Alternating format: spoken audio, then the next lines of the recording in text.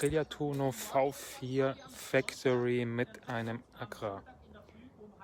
Das Bike habe ich heute für eine kleine Ausfahrt bekommen und hier steht sie auch.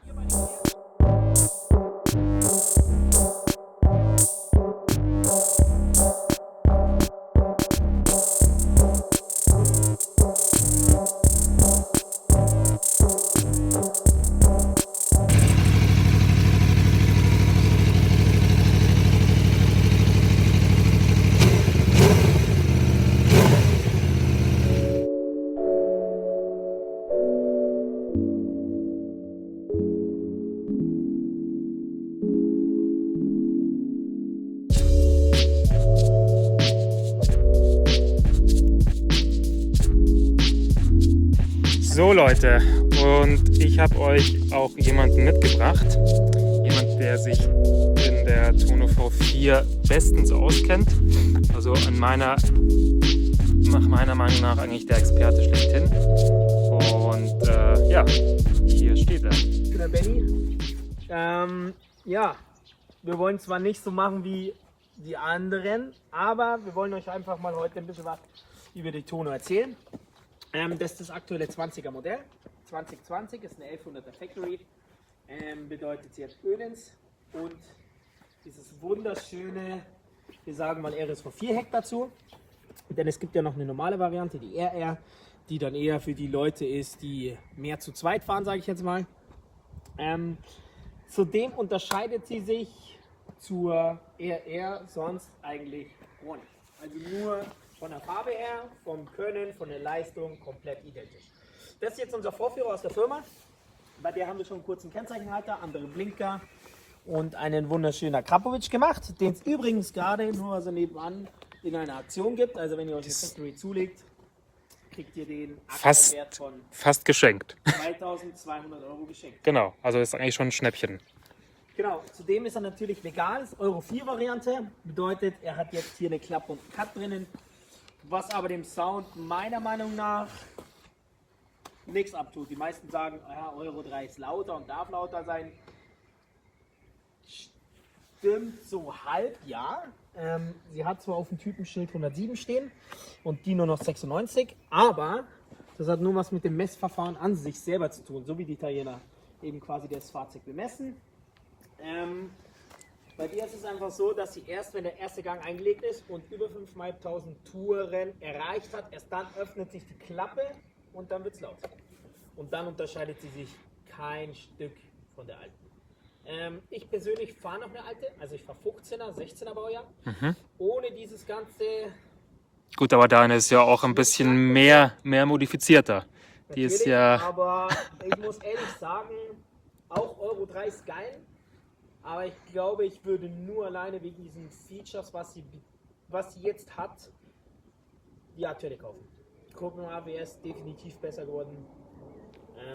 Traktionskontrolle viel feiner geworden. Natürlich hat sie einen Blipper, was meine leider nicht hat. Also runterschalten ohne Kupplung zu ziehen natürlich. Also der Schaltassistent. Genau, in beide Richtungen, hoch und runter. Worüber man sich streiten kann, finde ich persönlich, ist das Farbe, ob es besser ist, ein elektronisches oder ein manuell einstellbares zu haben. Ich denke, für die normalen Straßenfahrer ist es eine gute Variante, weil man sich viel spielen kann. Gerade wenn man relativ sportlich oder komfortabel unterwegs sein möchte, kann man das relativ easy einstellen. Wenn man aber so der Typ ist, der eher Rennstrecke und sowas fährt, ein bisschen zügiger, glaube ich, würde ich konventionell bevorzugen. So, genug geredet, wir zeigen es euch jetzt. Kriegt jetzt einfach mal eine Hörprobe, würde ich sagen.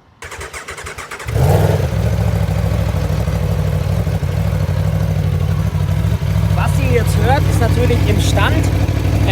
Jetzt hört man auch, dass die Drosselklappe, die sich übrigens hier befindet, geschlossen ist. Also die Drossel ist komplett geschlossen jetzt. So wird gemessen. Wir legen jetzt mal einen Gang ein und gehen mal über 5.500 und dann werdet ihr merken, was ich meinte mit genau 1.000 € Gang.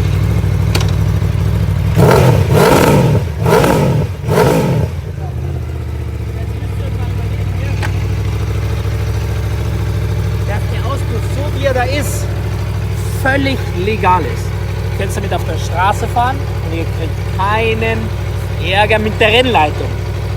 Deswegen würde ich mal sagen, ist das auf jeden Fall schon eine Überlegung wert, sich eine neue trotzdem zu kaufen und nicht nur nach alten zu gucken. Denn die neue kann genau dasselbe wie die alte, sogar noch ein Stück besser. Gut. Dann habt ihr natürlich noch verschiedene Einstellmöglichkeiten. Gell? Ja. Aprilia bedeutet oder gibt immer an, sie hat ein APAC-Programm, quasi mehrere verschiedene Modusse. Bei denen ist es jetzt Aprilia Performance Ride Control nennt sich das. Das heißt, wir haben eine Traktionskontrolle, ATC ist die Traction Control, die ist in 8 Stufen einstellbar. Und natürlich voll ausschaltbar. Dann hat sie ein ABS, den man hier über diesen kleinen Joystick hier bedienen kann. Hier ist so ein kleiner Joystick, über das kann man alles im Display bedienen. ABS 3-stufig einstellbar. AWC ist die Wheelie Control, wie stark sich das Vorderrad in die Luft bewegen darf. Keine Angst für die ganzen Leute, die jetzt sagen, ich kann damit ja dann die ganze Zeit Wheelie fahren. Nein, so funktioniert es nicht. Die nimmt euch halt einfach dann irgendwann die Zündung weg, was euch halt dann quasi wieder sanft nach unten gleiten lässt. Dann hat sie ganz, ganz neu dazu bekommen, viele kennen es, die vielleicht Rennstrecke unterwegs sind, ist der Pit Limiter. Pit Limiter ist einfach nur eine Geschwindigkeitsbegrenzung auf Tastendruck. Wenn die Jungs sich ein bisschen auskennen, die Rennstrecke fahren, wissen sie es. In der Boxengasse ist meistens zwischen 50 und 60 km/h erlaubt. Wenn man keine Zeitstrafe kassieren will, hält man sich dran. Das ist ein relativ cooles Feature, weil halt Aprilia relativ viel auf Racing gemacht worden ist. Man kann einfach draufdrücken und dann begrenzt sie den ersten Gang auf deine eingestellte Geschwindigkeit, die du dir vorher gemerkt hast. Bei meiner alten, also bei der Euro 3 war es noch so, man konnte nur Traktionskontrolle während dem Fahren verstellen. Alles Weitere musste man im Stand machen.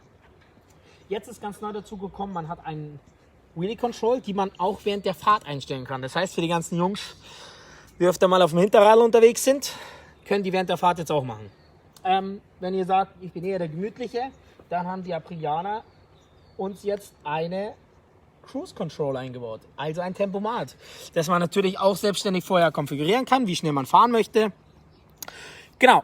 Zudem ist ein Schräglagensensor reingekommen mit Data Recording, der dir aufzeichnet, in was für einer Schräglage du fährst, wie stark deine Bremsen beansprucht worden sind. Das sieht man dann, wenn man hier drauf drückt, fängt an bei Brake was zu passieren. Rechts nebendran ist die Drosselklappenstellung. Da kann man sehen, wie stark sich quasi die Drosselklappe öffnet, wie viel Leistung, wie viel Schub ihr gibt. Ganz, ganz cool. Viele fragen mich immer, wie macht man den Launch Control?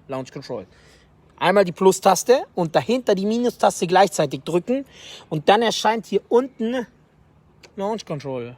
Was müsst ihr jetzt machen? Einfach nur erster Gang rein, Vollgas geben und bitte die Kupplung nicht ruckartig loslassen, sondern mit Gefühl trotzdem.